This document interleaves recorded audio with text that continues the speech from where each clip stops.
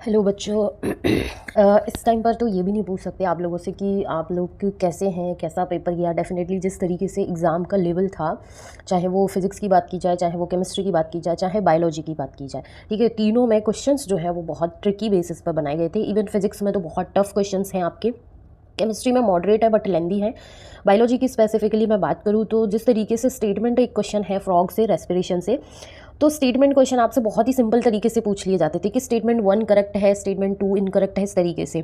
लेकिन यहाँ पर भी स्टेटमेंट को इस तरीके से घुमा दिया है, इस तरीके से बच्चे को कंफ्यूज करने के लिए स्टेटमेंट बना दिया कि statement 1 falls for water on land, इस तरीके से शब्दों के साथ यहाँ पर खेल खेल दिया है और आप लोग को बहुत कंफ्यूज करने के लिए क्वेश्चंस इस तरीके से बना दिए गए जो कि टाइम टेकिंग था। ठीक है, तो इस वजह से बहुत सारे ऐसे बच्चे भी होंगे जिनको आते थे क्वेश्चन, लेकिन टाइम मैनेजमेंट ना होने की वजह से उनके क्वेश्चंस उतने सॉल्व नहीं हो पाए। ठीक है, तो अब क्या है बच्चों, जैसे कि आपका पेपर तो हो गया है, ये चीज़ें आप चेंज नहीं कर सकते कि आपका पेपर अच्छा नहीं हुआ या आप इतना एक्सपेक्ट करते थे इतना नहीं हुआ। ठीक है, लेकिन डेफिनेटली एक चीज़ तो आपके हाथ में है।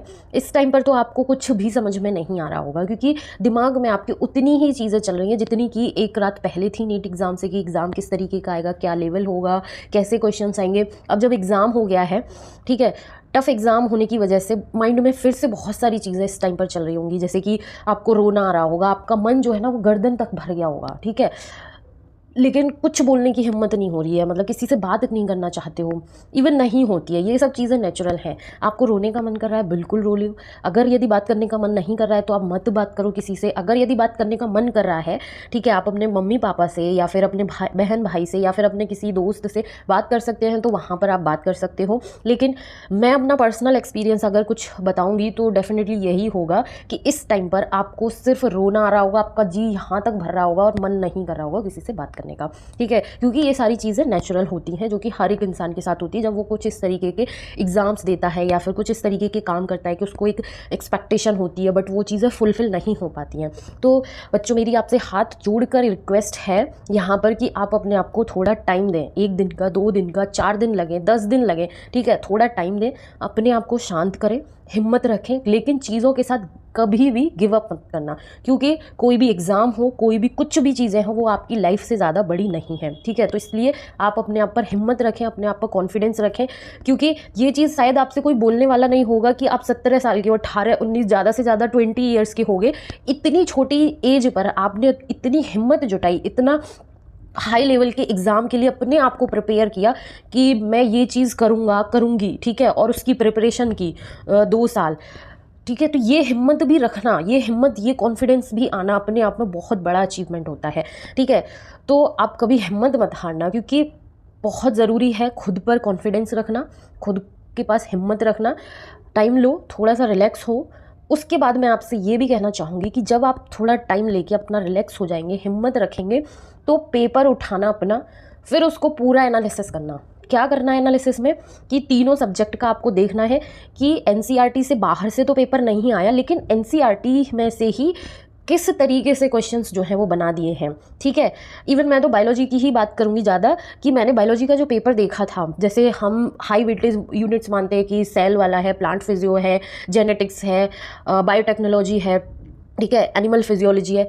भाई इस बार टेरिडोफाइट्स, जिम्नोस्पर्म्स, ब्रायोफाइट्स, मतलब उस तरीके से इतने सारे क्वेश्चंस पूछे गए हैं। ठीक है, और ट्विस्ट तो इतना किया गया है कि बच्चा एक क्वेश्चन को सॉल्व कर रहा है तो उसको 2 बार 3 बार क्रॉस चेक तो करना ही पड़ेगा कि मैंने सही किया है या नहीं किया, जिसकी वजह से टाइम मैनेजमेंट बहुत बच्चों का इस टाइम पर गड़बड़ हुआ होगा, मैं ये चीज़ डेफिनेटली बोल सकती हूँ। ठीक है, तो आप जब पेपर एनालिसिस कर लेंगे कि पेपर तो एनसीईआरटी से ही आया है, लेकिन किस तरीके से शब्द जो है वो बनाए गए हैं, किस तरीके से क्वेश्चन जो है वो पेपर में बनाया गया है, इस चीज़ को एनालिसिस करना और ये देखना कि मैंने जो प्रिपरेशन की थी वो किस लेवल की थी और क्वेश्चंस जो है वो किस लेवल के आपसे एग्जाम में पूछे गए हैं। ठीक है, अब मैं यहाँ पे बात करूँगी कि जैसे बहुत सारे बच्चे हैं जिनका सेकंड ड्रॉप था, थर्ड ड्रॉप था, ठीक है, वो आगे नहीं फर्दर 2026 के लिए जा सकते हैं।